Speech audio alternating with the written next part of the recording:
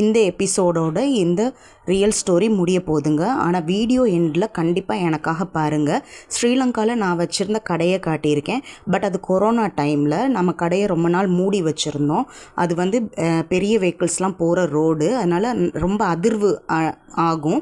So வந்து என்னன்னு சொன்னால் நம்ம ஓப்பன் பண்ணி பார்க்கும்போது திங்ஸ் எல்லாம் ரொம்ப விழுந்து கடையெல்லாம் கொஞ்சம் டேமேஜ் ஆகி இருந்தது. உங்களுக்கு பார்க்கும்போது தெரியும், அதை நோட் பண்ணுங்கள். அதுக்கும் முன்னாடி நான் நிறைய ஸ்டூடெண்ட்ஸோட ஃபோட்டோஸ் கொஞ்சம் தான் போட்டிருக்கேன், இன்னும் நிறையா இருக்குது, நான் போடலை. அவங்க எல்லாருமே என்னென்னா என்னோடய கடைக்கு நேரம் முன்னுக்கே ஸ்கூல் தான். அந்த ஸ்கூல் முடிஞ்சு அவங்க என்ன செய்வாங்கன்னா 1 by 1 வந்து என்கிட்ட வந்து அங்கே படிப்பாங்க. என்னது கம்ப்யூட்டர் ஸ்டூடெண்ட்ஸாகவும் இருந்தாங்க, சப்ஜெக்ட் ஸ்டூடெண்ட்ஸாகவும் இருந்தாங்க, டியூஷன் கிளாஸஸும் கொடுத்துட்ருந்தேன். ஸோ அதில் ஒரு பாயை கண்டிப்பாக நீங்கள் நோட் பண்ணி பாருங்கள். எதுக்கு நான் சொல்கிறேன் அப்படின்னா, அவருக்கு 2 கையுமே கிடையாது, சிங்கள பாய் ஒருத்தர். ஆனால் மற்ற ஸ்டூடெண்ட்ஸ் பண்ணுறதை பார்த்து ஆசைப்பட்டு என்கிட்ட ஆசைப்பட்டு வந்து சேர்ந்த ஸ்டூடெண்ட். அவருக்காக நான் வந்து பரவாயில்லன்னு சொல்லி மவுஸை கீழே வச்சு நான் தரையில் உட்காந்து என்னோடய கையால் அவர் காலை பிடிச்சி மவுஸை நான் ஆப்ரேட் பண்ணி அவருக்கு நான் டீச் பண்ணி பெரிய சக்ஸஸ் பண்ணேங்க. நீங்கள் அதை கண்டிப்பாக நோட் பண்ணி பாருங்கள். நான் ஏற்கனவே வீடியோவில் சொல்லியிருந்தேன், சொல்லாத விஷயங்கள்லாம் இதில் சொல்லிடுறேன் அப்படின்னு. இந்த நீங்கள் பார்க்குற டிஃபன் பாக்ஸ், இந்த வாட்டர் பாட்டில் வீடியோ நான் போட மறந்துருந்தேன். இப்போ காட்டுறது பிரிசில் போர்ட். நீங்கள் சார்ட், கலர் சார்ட்னு சொல்லுவீங்கன்னு நினைக்கிறேன். இதுக்கும் ஒரு பெரிய ஸ்டோரி இருக்குது. இதில் நான் 12 கலர் சூஸ் பண்ணி நான் எடுத்துகிட்டு வந்தேன். இது எல்லாமே கையில் தான் நான் தூக்கிட்டு வந்து நான் ஸ்டோர் பண்ணி வச்சுருக்கேன். எல்லாமே ஸ்டேஷ்னரி திங்ஸ், எல்லாம் கொஞ்சம் கொஞ்சம் தான். பட் என்னை பொறுத்த வரைக்கும் இது பெரிய முதல் தான். இப்போ இதெல்லாம் நான் கொண்டு வந்து பத்திரப்படுத்தி வச்சுருக்கேன், வீணாகாது. இப்போ நான் சொல்லியிருந்தேன் ஏற்கனவே, உங்களுக்கு ப்ரூஃப் காட்டுறேன்னு. 3700 ரூபா, 23ஆம் தேதி 3ஆம் மாதம் 2026. நான் வச்சுருக்கேன் என்ன சாமானுன்னா வெள்ளி கால் சங்கிலின்னு போட்டிருக்காங்க, கொலுசு.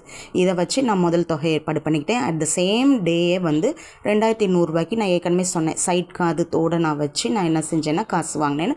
அதுவும் சேம் டேட் தான். இப்படி தான் நம்மளுக்கு வந்து திரும்ப திரும்ப காசு தேவைப்பட்டுட்டே இருக்கும் பொருட்கள் வாங்கும்போது. ஸோ இது எனக்கு பத்தாமல் போக அதிலேருந்து ஒரு 2 நாள் கேப்பில் 25ஆம் தேதி திரும்ப போய் இன்னொரு தோடை வச்சு 2100 ரூபாய்க்கு நான் திரும்பவும் என்ன செஞ்சுருக்கேன், காசு கலெக்ட் பண்ணியிருக்கேன். இது போக அக்காவும் பொண்ணும் சேர்ந்து 1000 ரூபா எனக்கு காசு கொடுத்துருந்தாங்க. என்கிட்டையும் கொஞ்சம் இருந்தது. இதில் தான் நான் வந்து இந்த திங்ஸ் எல்லாம் நான் வாங்கினேன். இப்போ திங்ஸ் எல்லாம் உங்களுக்கு காட்டிகிட்ருக்கேன். முன்னுக்கு போனது பேர் சொல்ல முடியலை, இப்போ கடகடன்னு சொல்லிட்டு வரேன். ரேசர், இது கூர்மாத்திர பென்சில், உங்களுக்கு 3 கலரில் பேனா. அதுக்கப்புறம் ஒரே ஒரு வாட்டர் கலர் மட்டும்தான் வாங்கிக்கிட்டேன் சாம்பிளுக்கு. இது கொஞ்சம் விலை கூட இருந்தது. கிளிட்டர் ஷீட், இது 12 ஷீட்டு, சாரி 10 ஷீட். இது கிளிட்டர் ஸ்டிக்கர், இது வந்து கொஞ்சோண்டு சாம்பிள் இது கலர் சாக்கு.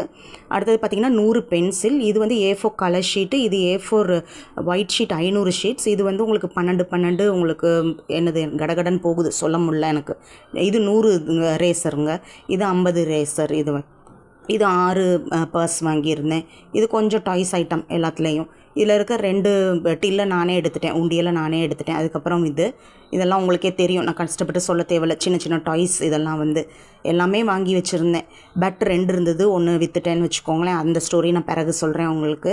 இப்போ நீங்கள் பார்த்துட்டு இருக்கிற திங்ஸ் எல்லாமே கொஞ்சம் சாம்பிள், கொஞ்சம் கொஞ்சம் தான். நான் திரும்ப திரும்ப சொல்கிறேன், கொஞ்சம் கொஞ்சம் தான் வாங்கி வச்சேன். இதுதான் முக்கியம். இது வந்து நான் போய் ரொம்ப செலக்ட் பண்ணி வாங்கினேன். ஒரு ஸ்டிக்கர் பொட்டுலேயும் 3 வாங்கி நான் ரீமேக் பண்ணிக்கிட்டேன். இது 100 பலூன்ஸ் இருக்குது. இதெல்லாம் உங்களுக்கு பார்க்கும்போது தெரியும் உங்களுக்கு. இந்த குட்டி கவி கிளிப்பே திரும்ப வரும் பாருங்கள். அது 100 நோஸ் வாங்கியிருந்தேன், நம்பர்ஸ் வாங்கியிருந்தேன். நான் வந்து இந்த இருக்குது பாருங்கள். இந்த டிஃபன் பாக்ஸ், வாட்டர் பாட்டில் வரும் உங்களுக்கு அடுத்ததாக.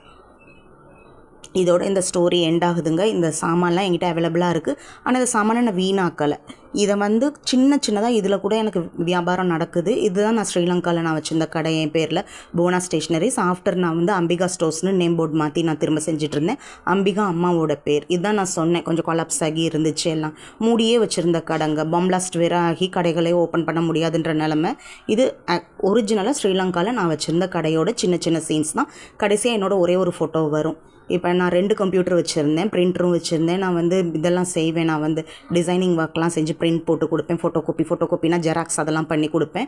அப்புறம் நான் வந்து ஆடிட்டர் தாங்க, ஆடிட் ட்ரெயினியும் தான், புக் கீப்பரும் தான். அதனால் மேனுவல் அக்கௌண்ட்ஸ் செய்வேன், இயர்லி கணக்கு செய்வேன். இது நேரம் முன்னுக்கு ஸ்கூல் இருக்குது. அந்த ஸ்கூல் பிள்ளைலாம் காலையில் வந்து என்கிட்ட வாங்குகிற திங்ஸ்க்காக அவங்க வந்து நிற்கிறது. அதே பிள்ளைகள் படிக்கிற சீன்ஸ் இருக்குது. கடை ரொம்ப சின்னதுன்றனால ஏசியெல்லாம் பண்ணி தான் இருக்கேன், ஆனால் சின்னது. ஸோ வந்து ஒரு பிள்ளைகளாக தான் நான் எடுப்பேன், டைம் போட்டு நான் எடுப்பேன். அவங்க மற்றவங்களும் வெயிட் பண்ணி என்ன செய்வாங்க, படிச்சுட்டு போவாங்க. பக்கத்தில் இருக்க பிள்ளைகள்லாம் வீட்டுக்கு போய் ட்ரெஸ் மாற்றிட்டு சாப்பிட்டுட்டு திரும்ப வந்து படிப்பாங்க. இப்போ நான் ஏதோ சொல்லிட்டு இருந்தேன், இந்த பாய் தாங்க சிங்கள பாய், என்னோட ஃபேவரட் பையன். அவன் காலால் செய்வான், அந்த பாருங்கள் காலால் செய்கிற சீன் இருக்குது. பக்கத்தில் நான் உட்காந்துருப்பேன். நான் ஆடிட்டிங் நான் செஞ்சிட்ருக்கேங்க. இயர்லி கணக்கு தான் நான் மெயினாக செய்வேன். அங்கே வச்சு ஃப்ரீ டைமில் நான் அக்கௌண்ட்ஸும் செய்வேங்க. பேங்க் ரீகன்சிலேஷன் வரைக்கும் நான் செய்வேன். இயர்லி கணக்குனா என்னென்னு தெரிஞ்சவங்களுக்கு தெரியும். ஸோ நான் அந்த மாதிரி செய்வேன். யூஸ்ஃபுல்லாக தான் நான் இருந்தேன். இது நான் தான் கடையில்